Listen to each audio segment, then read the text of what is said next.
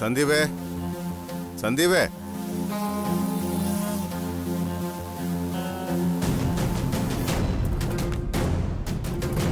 സന്ദീപേ, ദേ വരുന്നച്ചാ.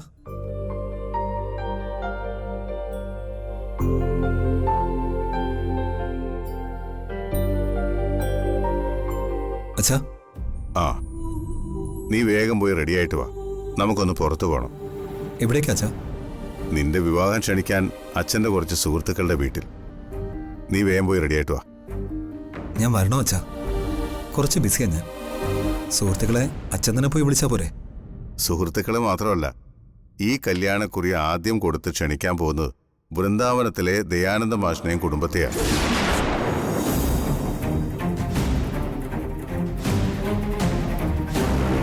വൃന്ദാവനത്തിൽ പോയി ക്ഷണിക്കുമ്പോൾ നീയും കൂടെ വരണം. മാഷിന്റെയും കമലയുടെയും അനുഗ്രഹം വാങ്ങിക്കണം. അവരും നിന്റെ അച്ഛൻ്റെയും അമ്മയുടെയും ചേട്ടൻ്റെയും ഒക്കെ സ്ഥാനത്തുള്ളവരാ.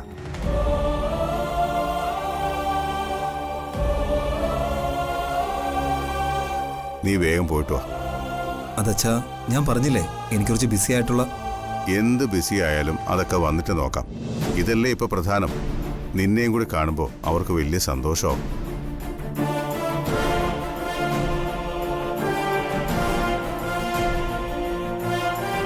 അച്ഛനതെങ്ങോട്ടാ? ആ, ഇന്നു മുതൽ വിവാഹം ക്ഷണിച്ചു തുടങ്ങാന്ന് ആലോചിക്കുന്നത്. ഇനി അധികം സമയമില്ലല്ലോ. ഞാനും അതിനായിട്ട് തന്നെ ഇറങ്ങിയതാ. ഓഫീസിലൊക്കെ പോയി ഇന്ന് തന്നെ പറയാന്ന് കരുതി. ആ, ഞാൻ വൃന്ദാവനത്തിലേക്കാ പോകുന്നത്. അവരോട് ആദ്യം പറയാന്ന് കരുതി. എന്നോടൊപ്പം ഇവനെയും കൊണ്ടുപോകണമെന്നായിരുന്നു. അപ്പൊ ഇവൻ പറയുന്നു അവന് വേറെന്തോ തിരക്കാണെന്ന്. എടാ, നീയും കൂടെ പോ സന്ദീപേ. അവിടെ എല്ലാരും ഒന്ന് കാണുകയും ചെയ്യാലോ. എത്ര തിരക്കാണേലും മാറ്റിവെക്കാവുന്നല്ലേ ഉള്ളൂ. ഇന്ന് വിവാഹം വിളിച്ചു തുടങ്ങുന്ന ദിവസമല്ലേ. നീയും കൂടെ പോ അച്ഛൻ്റെ ഒപ്പം. അത് ഏട്ടത്തി. ഒരു കാര്യം ചെയ്യാം, ഞാനും കൂടെ വരാം. ചെക്കന്റെ ഭാഗത്തുനിന്ന് നിങ്ങൾ ക്ഷണിക്കുമ്പോ പെണ്ണിന്റെ ഭാഗത്തുനിന്ന് എനിക്കും ക്ഷണിക്കാലോ. അപ്പൊ നമുക്ക് ആദ്യം ഒരുമിച്ച് ചെന്ന് വൃന്ദാവനം വീട്ടിലെല്ലാരെയും ക്ഷണിക്കാം. സന്ദീപേ, നീ ചെന്ന് വേഗം റെഡിയായി വാ. ഞാനും അച്ഛനും വെയിറ്റ് ചെയ്യാം. അല്ല ഏട്ടത്തി, നീ ഇനി ഒരു ഒഴിവും പറയണ്ട. വേഗം പോയിട്ട് വാ. ചെല്ല്.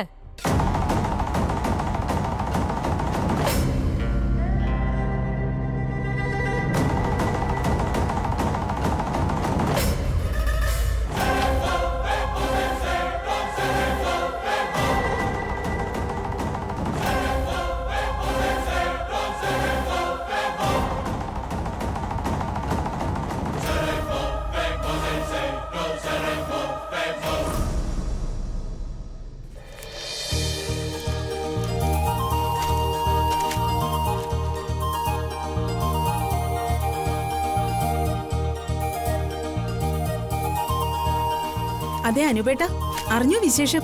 എന്ത് വിശേഷം? കല്യാണ വിശേഷം. ഇവിടെയല്ല, അങ്ങ് നെല്ലിച്ചേരിയില്.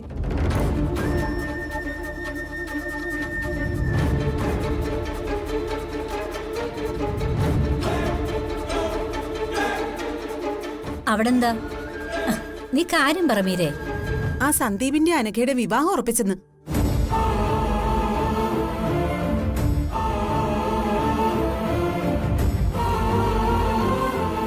ജോത്സ്യം വന്ന് മുഹൂർത്തം കുറിച്ചു. 7 ദിവസത്തിനകം കല്യാണം കാണുന്ന അമ്പിളി എന്നോട് പറഞ്ഞു.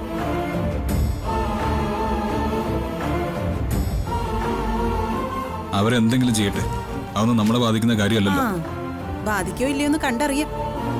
നേരത്തെ ആ ചെക്കന് അവളെ കണ്ണെടുത്ത കണ്ടൂടായിരുന്നു. ഇപ്പൊ അവൻ തന്നെ പറഞ്ഞു അവൻ അനഘയെ മതിയെന്ന്.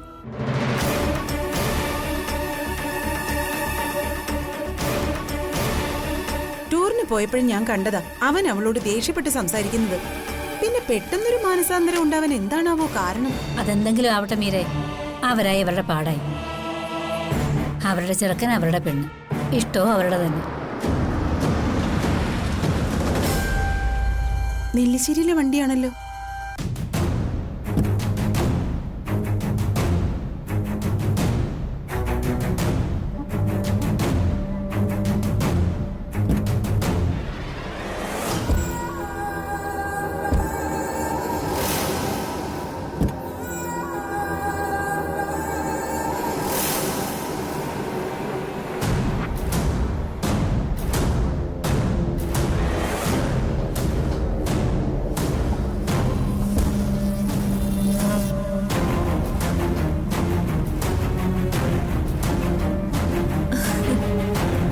വരൂ സേതുട്ട, വാ.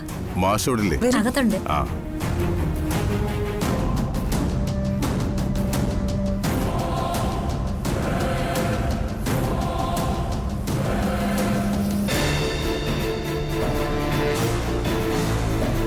അവളിമോളെ പോയി അച്ഛനെ വിളിച്ചോണ്ടോ.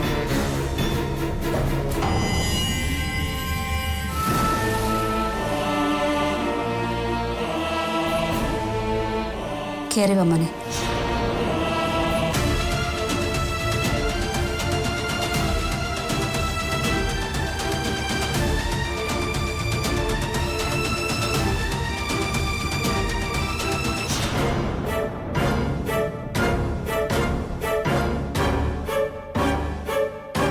ആ അവന്തികെ, സേതു എപ്പോ വന്നു?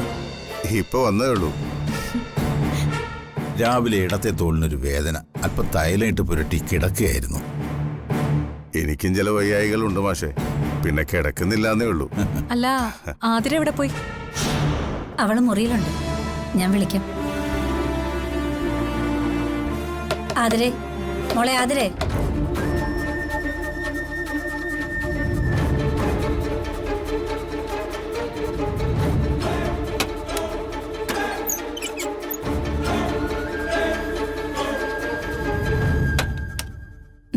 നെല്ലിശ്ശേരിയിൽ നിന്ന് അവരൊക്കെ വന്നിട്ടുണ്ട്.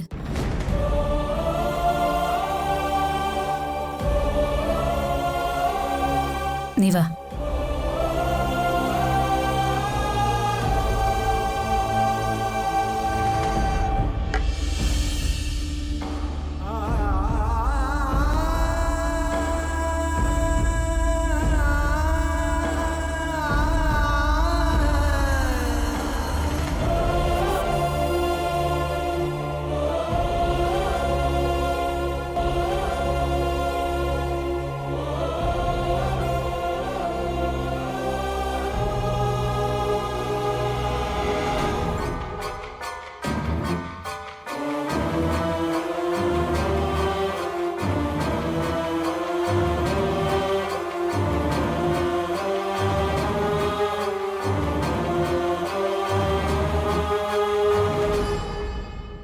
ആ മോള് എഴുന്നേറ്റില്ലായിരുന്നോ?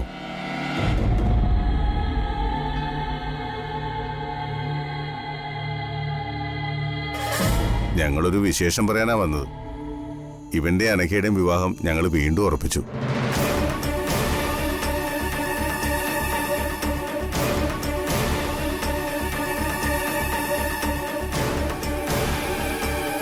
ഒരു തവണ മുടങ്ങിപ്പോയതിനു ശേഷം പിന്നെ വലിയ ആലോചനയൊന്നും ഇല്ലായിരുന്നു അതിനെപ്പറ്റി. പക്ഷേ ഇവനെ കിട്ടില്ല എന്ന് കരുതി അനഘ ആത്മഹത്യക്ക് ശ്രമിച്ചു.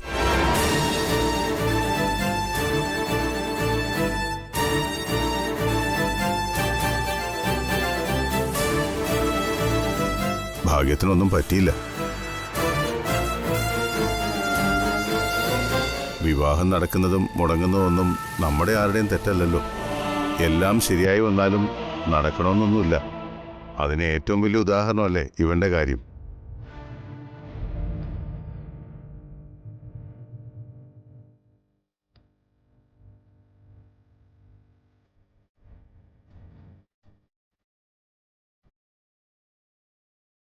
നമ്മൾ മനുഷ്യർ എന്ത് തീരുമാനിച്ചാലും ഈശ്വരനാണല്ലോ എല്ലാം നടത്തി തരേണ്ടത്.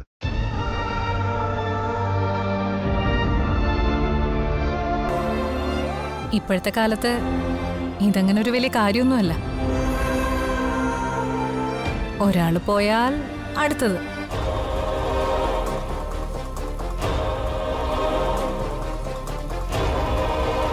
പഴയ കാലത്തെ പോലെ പരിശുദ്ധ സ്നേഹബന്ധങ്ങളൊന്നും ഇപ്പം ഇല്ലല്ലോ. ഇപ്പോഴത്തെ തലമുറയിലെ കുട്ടികൾ അതൊന്നും ഓർത്ത് അങ്ങനെ വിഷമിച്ചിരിക്കുന്നവരുമല്ല. 1-2 ദിവസം, അത് കഴിഞ്ഞ് അവർ പഴയ പോലെ ആവും. പിന്നെ എൻ്റെ അനഘയെ പോലുള്ളവര് കുറച്ചു പേരേ ഉള്ളൂ. സന്ദീപിന് വേണ്ടി മരിക്കാൻ വരെ തയ്യാറായത് അതല്ലേ?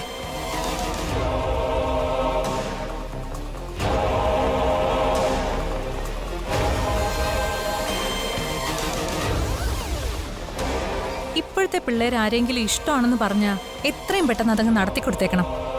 നമ്മൾ വീട്ടുകാർ അതിൽ പ്രശ്നം ഉണ്ടാക്കാൻ ചെല്ലുമ്പോഴാ ഇതുപോലെ ആത്മഹത്യ ചെയ്യണമെന്നൊക്കെ പിള്ളേർക്ക് തോന്നേ. ഞങ്ങളെ കൊണ്ടതിന് സാധിച്ചില്ല. അവസാനം അനഘ. നമുക്കറിയില്ലല്ലോ മാഷെ പിള്ളേരുടെ ഉള്ളിലിരിപ്പ് എന്താണെന്ന്. ഇവനും അനഘയും നേരിട്ട് വന്ന് പറഞ്ഞാൽ പരിഹാരം കാണേണ്ട വിഷയത്തിനാണ് അനഘ ആത്മഹത്യാശ്രമം നടത്തിയത്.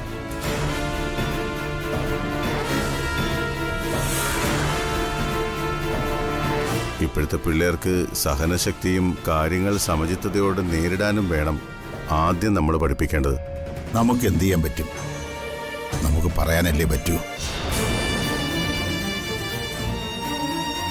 കേൾക്കേണ്ടതും മനസ്സിലാക്കേണ്ടതും അവരല്ലേ. അതോർത്ത് മാഷിന് ഒരു വിഷമവും വേണ്ട. ആതിര നല്ല കുട്ടിയല്ലേ. ഒരു വിവാഹം മുടങ്ങിയാൽ അതങ്ങ് പോട്ടേന്ന് വെക്കണം മോളെ.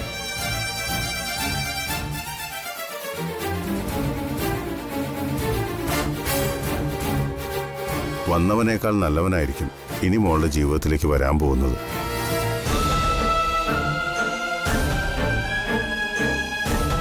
ആതിരയ്ക്ക് എന്തുകൊണ്ട് യോഗ്യനായ മറ്റൊരു പയ്യനെ കിട്ടും. അതുകൊണ്ട് ഒന്നും ആലോചിച്ച് ആതിര വിഷമിക്കേണ്ട കാര്യമില്ല.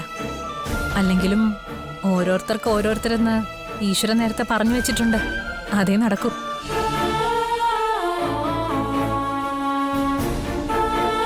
അതൊരു കണക്കിന് മുടങ്ങിയത് തന്നെയാ നല്ലത്.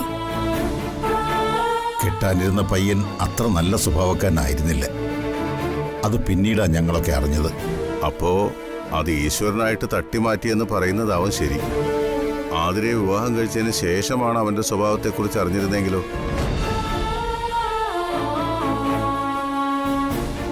താലി കെട്ടി സ്വന്തമാക്കുന്നവരെ ഉള്ളൂ മാഷെ ചിലരുടെ സ്നേഹവും അടുപ്പവും എല്ലാം. താലി കെട്ടിയതിന് ശേഷമാണ് കൂടുതൽ സ്നേഹിക്കേണ്ടതെന്ന് അവർക്കാർക്കും അറിയേയില്ല. ഇപ്പൊ പല പിള്ളേരുടെയും ഹോബി പോലെയായി വിവാഹം. പത്രങ്ങളിൽ നമ്മൾ എന്തൊക്കെ വാർത്ത കാണുന്ന, പലരും വിവാഹം കഴിക്കുന്നത് തന്നെ ഉപേക്ഷിക്കാൻ വേണ്ടിയാണെന്ന് തോന്നുന്നു. മൂന്നിൻ്റെ അന്ന് അവൻ വേറെ കെട്ടുകയും ചെയ്യും. പെങ്കൊച്ചിന്റെ ജീവിതം ദുരിതമാ. പിന്നെ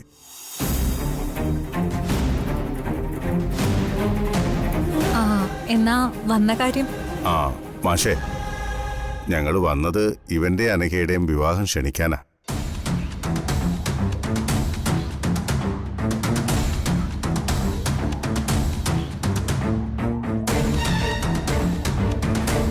അമ്പലത്തിൽ ചെന്ന് കത്ത് പൂജിച്ചു വാങ്ങിച്ച് ആദ്യമായിട്ട് വരുന്നത് ഇവിടേക്കാ.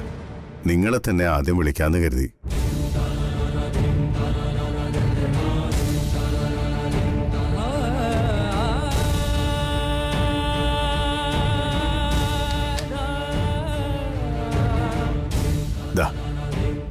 ഈശ്വര, ഒരു തടസ്സവും ഉണ്ടാകാതെ നോക്കണേ.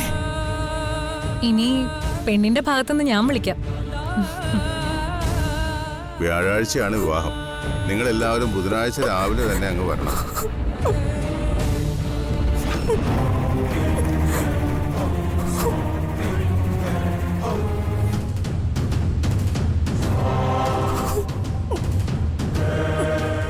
എല്ലാരും സമയത്തിന് കാത്തു നിൽക്കാതെ നേരത്തെ അങ്ങ് എത്തിക്കോണം.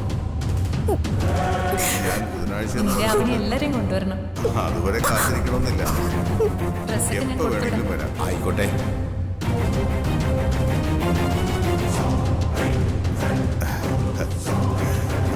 നീ എന്താടാ ഇങ്ങനെ നിൽക്കുന്നത്? നിന്റെ വിവാഹമാണ്. എല്ലാവരെയും ക്ഷണിക്കേണ്ടത് ശരിക്കും നീയാ. ഇവന്റെ ഒരു കാര്യം. എന്നാ ഞങ്ങൾ ഇറങ്ങട്ടെ മാഷെ. 2-3 സ്ഥലത്തൂടി പോകാനുണ്ട്. ഓ ആയിക്കോട്ടെ. ആ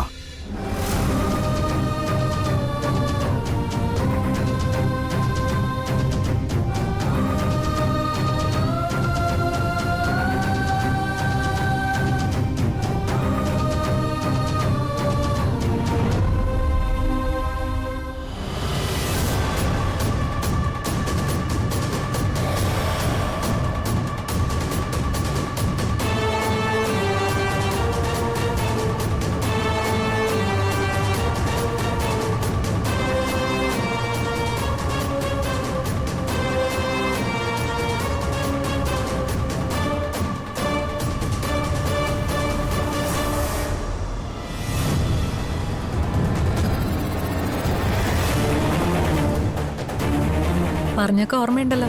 ആ ഞാൻ മീരെ വിളിക്കാം. ഓ ശരി. ആ ആതിരെ ആതിരെ, എന്നാ അവന്തികടത്തി പോട്ടെ മോളെ. രാവിലെ അങ്ങ് എത്തിയേക്കണേ. നിന്നെ കാണുമ്പോ അനക്കയ്ക്ക് വലിയ സന്തോഷാവും. ചേച്ചിയോടൊപ്പം ചേർന്ന് ഈ വിവാഹം മുടക്കാൻ മാക്സിമം നോക്കണം. കേട്ടോടി ദയാനന്ദ മാഷിന്റെ മോളെ. പോയിട്ടെ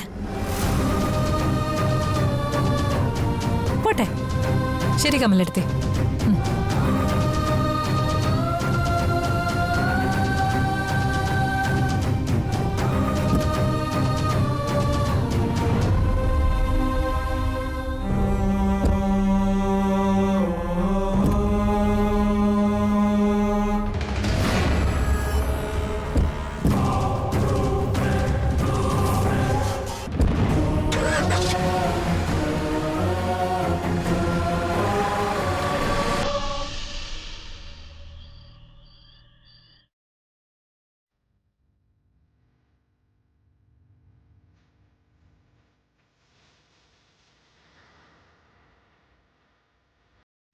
എനിക്ക് തന്നെ ഇഷ്ടമെന്ന് പറഞ്ഞാൽ ഭയങ്കര ഇഷ്ടം.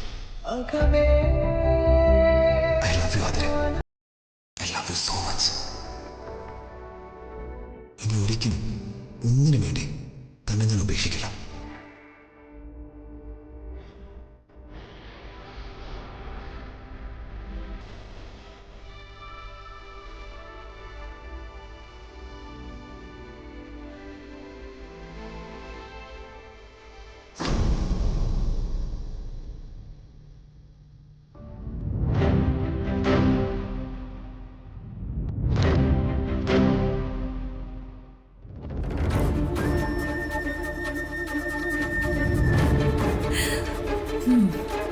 നമ്മുടെ വിവാഹ ക്ഷണക്കത്ത സന്ദീപ് വായിച്ചോ? ഞാൻ കുറെ തവണ വായിച്ചു നോക്കി. ഓരോ തവണ വായിക്കുമ്പോഴും ചില പുസ്തകങ്ങൾ വായിക്കുന്ന പോലെയാ. ഓരോ വായനയിലും പുതുമ തോന്നുന്നുണ്ട് എനിക്ക്. മുൻപത്തെ നമ്മുടെ വിവാഹം നിശ്ചയിച്ചപ്പോ അന്ന് ലെറ്ററൊന്നും ഇല്ലായിരുന്നല്ലോ. ഇതില് സന്ദീപിന്റെ പേരും എന്റെ പേരും കാണുമ്പോ തന്നെ സന്തോഷം കൊണ്ട് മനസ്സങ്ങ് നിറയും. ഇപ്പോഴാ ശരിക്കും അനക്ക് ജീവിച്ചു തുടങ്ങിയത്. എന്നെ വിവാഹം കഴിക്കണമെന്ന് പറഞ്ഞതിന് ശേഷം നമ്മൾ തമ്മിലൊന്ന് സംസാരിച്ചു പോലുമില്ലല്ലോ. അതിനാ ഞാനിപ്പോ വന്നത്. പിന്നെ ഈ വരവില് എനിക്ക് സന്ദീപിനോടൊരു നന്ദി പറയാനുണ്ട്. കൂടെ ഒരു മാപ്പും. മാപ്പെന്ന് പറഞ്ഞാ സന്ദീപിനെ ഞാൻ മാത്രം ഇഷ്ടപ്പെട്ടിരുന്ന സമയത്ത് സന്ദീപിന്റെ ഇഷ്ടം നേടിയെടുക്കാൻ വേണ്ടി പലതും ഞാൻ ചെയ്തിട്ടുണ്ട്. വാക്കുകൾ കൊണ്ടും പ്രവൃത്തികൾ കൊണ്ടും വേദനിപ്പിച്ചിട്ടുണ്ട്. എന്ത് ചെയ്താലാ സന്ദീപിന് എന്നോട് ഇഷ്ടം തോന്നുക എന്നറിയാതെ ചെയ്തു പോയതാ പലതും. പക്ഷെ അതൊക്കെ സന്ദീപിന് വെറുപ്പുകളായ മാറിയതെന്ന് തിരിച്ചറിഞ്ഞു വന്നപ്പോഴേക്കും എന്നിൽ നിന്ന് സന്ദീപ് കുറെ അകന്നു പോയിരുന്നു. അത് മാത്രമല്ല, മറ്റൊരാൾക്ക് മനസ്സ് കൊടുത്ത് സ്നേഹിക്കുകയും ചെയ്തു. നമ്മൾ അത്രയ്ക്കും സ്നേഹിക്കുന്ന ഒരാള് നമ്മളെല്ലാം മറ്റൊരാളെയാ സ്നേഹിക്കുന്നതെന്ന് നമ്മൾ അറിയുന്നൊരു നിമിഷമുണ്ട്. ഭ്രാന്ത് വരെ വരാൻ സാധ്യതയുള്ളൊരു സാഹചര്യം അത്. അങ്ങനെ ഒരു സാഹചര്യത്തിൽ എത്തിയിട്ടും ഞാൻ പിടിച്ചു നിന്നത് എന്നെങ്കിലും ഒരു ദിവസം സന്ദീപ് എന്നെ മനസ്സിലാക്കുമെന്ന് കരുതിയിട്ട് തന്നെയാ. അല്ലെങ്കിൽ നമ്മളെ ഇതുപോലെ അടുത്തടുത്ത് സന്തോഷത്തോടെ സംസാരിക്കാൻ ഈശ്വരനൊരു സാഹചര്യം ഉണ്ടാക്കി തരാൻ അന്നേ പ്ലാൻ ചെയ്ത് കാണും. ഞാനിപ്പോ പഴയ പോലൊന്നും അല്ലാട്ടോ, ഭയങ്കര ഈശ്വര വിശ്വാസിയാ. ഏതോ ഒരു ശക്തിയുടെ വലിയ ഇടപെടൽ നടന്നിട്ടുണ്ട് നമ്മുടെ കാര്യത്തില്. അതാ സന്ദീപിന്റെ മനസ്സ് മാറിയതും എന്നെ സ്നേഹിച്ചു തുടങ്ങിയതും. അതിനു മുൻപുണ്ടായ എല്ലാ തെറ്റുകുറ്റങ്ങൾക്കും ഞാൻ സന്ദീപിനോട് മാപ്പ് ചോദിക്കുന്നു. പിന്നെ നന്ദിയുണ്ടെന്ന് പറഞ്ഞത് മറ്റൊന്നിനുമല്ല, വളരെ വൈകിയാണെങ്കിലും എന്നെ മനസ്സിലാക്കിയതിന്, എന്നെ പരിഗണിച്ചതിന്, എന്നെ വിശ്വസിച്ചതിന്, അതിലെല്ലാം ഉപരി ഇപ്പൊ എന്നെ സ്നേഹിക്കുന്നതിന്. ഈ മുറിയില് ഇതുപോലൊരു സാഹചര്യം ഒരിക്കലും ഉണ്ടാവില്ലെന്ന് കരുതിയ ഞാനന്ന് ഈ മുറിയിൽ വെച്ച് തന്നെ മരിക്കാൻ തീരുമാനിച്ചത്. ജീവിതത്തിലേക്ക് തിരിച്ചു വന്നപ്പോ ഞാൻ സ്വയം ശപിച്ചിരുന്നു, എന്റെ പാഴ്ജന്മം നീട്ടിക്കിട്ടിയതോർത്ത്. പക്ഷെ ഇപ്പോ ഇനി 100 വർഷങ്ങൾ എനിക്ക് ആയുസ് നീട്ടിത്തരണേന്നാ ഞാൻ പ്രാർത്ഥിക്കുന്നത്, സന്ദീപിനോടൊത്ത് കഴിയാൻ. എനിക്ക് എന്തൊക്കെയോ പറയണമെന്നുണ്ട്. പക്ഷെ ഉള്ളിലുള്ളതൊന്നും പറയാൻ എനിക്ക് വാക്കുകൾ കിട്ടുന്നില്ല എന്നുള്ളതാ സത്യം. ഇങ്ങനൊരവസ്ഥയിൽ ഞാൻ നിൽക്കുന്നത് ഇതെന്റെ ജീവിതത്തിൽ ആദ്യമായിട്ടാ. ആഗ്രഹിച്ചിരുന്ന ഒരാളോടൊപ്പം നല്ലൊരു കുടുംബജീവിതം സ്വപ്നം കണ്ട് ജീവിച്ച എനിക്ക് വിവാഹം വരെ എത്തിയിട്ടും അത് നടക്കാതെ പോയ ഭാഗ്യമില്ലാത്തവളെന്ന ലേബല് സ്വയം മുട്ടിച്ച് നടന്ന എനിക്ക് ഇപ്പൊ തോന്നുന്നുണ്ട് ഞാനാണ് ഈ ലോകത്തിലെ ഏറ്റവും ഭാഗ്യവതിയായ സ്ത്രീയെന്ന്. ഒരാളെ തന്നെ സ്നേഹിക്കുക, അയാളെ മാത്രം സ്വപ്നം കാണുക, കൂടെ ജീവിക്കണമെന്ന് അതിയായി ആഗ്രഹിക്കുക. അങ്ങനെ അതെല്ലാം കൂടെ തിരിച്ചു കിട്ടി കഴിയുമ്പോൾ അനഘയുടെ ജീവിതം എല്ലാ തരത്തിലും ഈശ്വരാനുഗ്രഹം നിറഞ്ഞ ഒന്നാണെന്ന് ഞാനിപ്പോ വിശ്വസിക്കുന്നു.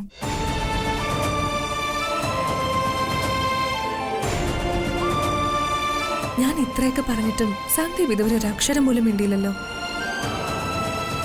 എനിക്കറിയാം, പെട്ടെന്ന് എന്നോട് ഇഷ്ടത്തോടെ സംസാരിക്കാനും പെരുമാറാനും ഒക്കെ സന്ദീപിനെ കുറച്ച് മടിയുണ്ടാവും. അതെനിക്ക് മനസ്സിലാക്കാനും പറ്റും. സാവധാനം മതി. എന്നോട് എപ്പോ സംസാരിക്കണമെന്ന് തോന്നിയാലും സന്ദീപിന്റെ ഒരു വിളിക്കപ്പുറം അനഘയുണ്ടാവും ഇനി എന്നും.